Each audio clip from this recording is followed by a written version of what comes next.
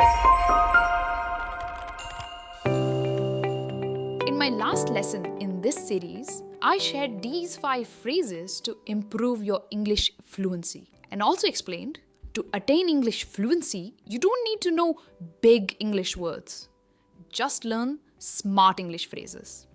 This is the part 2 of this lesson series, and I'll be sharing another 5 phrases that are used by advanced English speakers. Well, here's the thing. You don't need big, complicated words to sound smart. You just need a few natural, confident phrases that fluent English speakers use. So in today's English lesson, we'll continue from where we left off. And why just 5 phrases?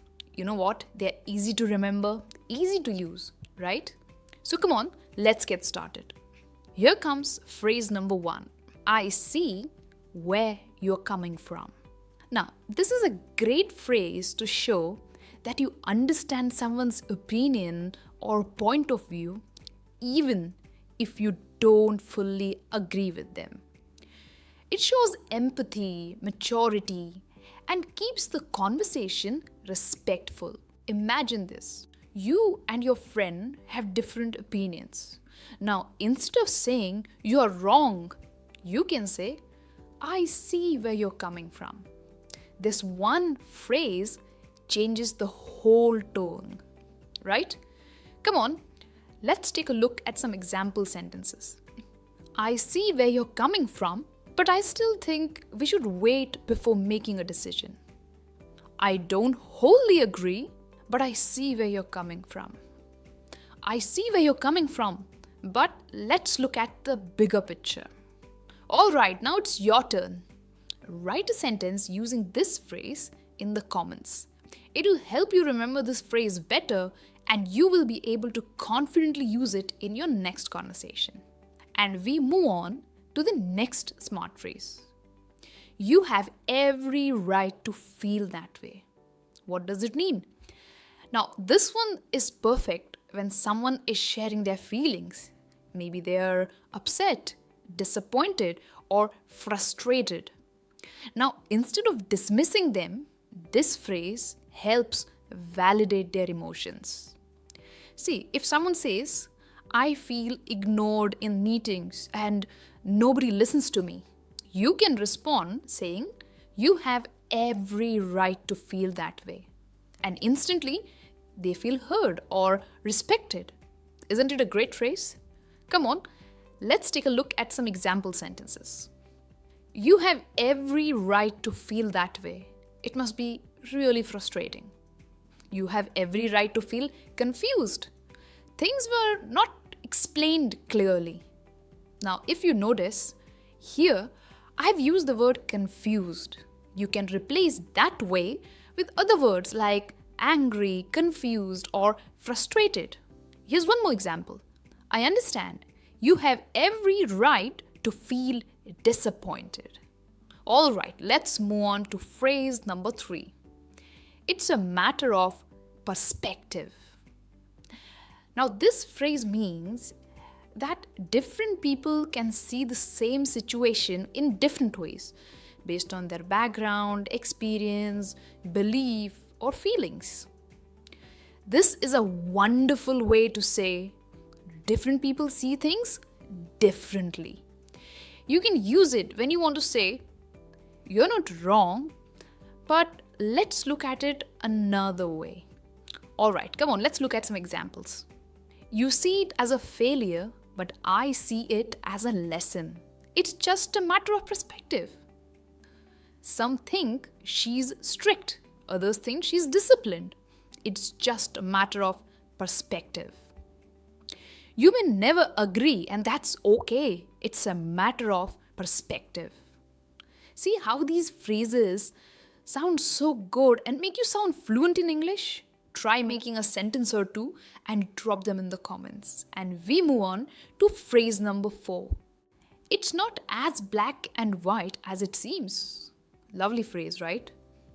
Now, this phrase means that a situation is not clear or simple as it appears to be at the first glance. Now, in real life, things are not just right or wrong, or good or bad. Instead, they are complex and they are often referred to gray area. So when you say it's not as black and white as it seems, what you're trying to say is there are many sides to this.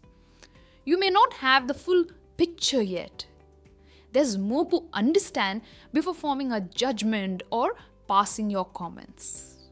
Come on, let's take a look at some examples. He quit the job suddenly, but trust me, it's not as black and white as it seems. People are blaming the team leader for the failed project, but it's not as black and white as it seems. Everyone thinks raising fuel prices is a bad decision, but it's not as black and white as it seems. Sometimes governments do this to fund public services. So, using this phrase is like saying, wait, let's not rush.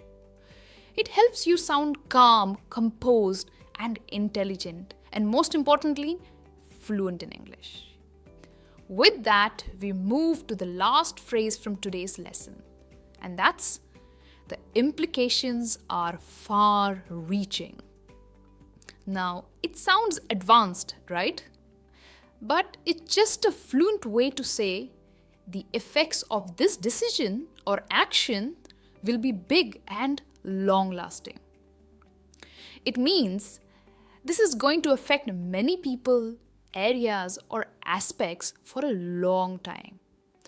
We generally use this phrase to explain how small things can lead to major outcomes over time. Let's take a look at some examples. If companies keep collecting user data without consent, the implications are far-reaching. It could lead to a massive privacy violations in the future. Cutting corners to save money might seem smart, but the implications are far-reaching. You lose customer trust and damage your brand. Now in this sentence, cutting corners means to take shortcuts to do something or degrade the quality of something. Here's one more example. The new education policy seems small, but the implications are far-reaching. It will change how future generations learn and compete globally. All right, that's all for today. So which phrase hit you the most today? And most importantly, which one will you try using this week? Remember, fluency isn't about using fancy words. It's about sounding clear, calm, and confident. And these phrases will certainly help you do that. Drop your favorite phrase in the comments and don't forget to like, share, and subscribe. Thanks for watching, and I'll see you in the next lesson. Happy learning!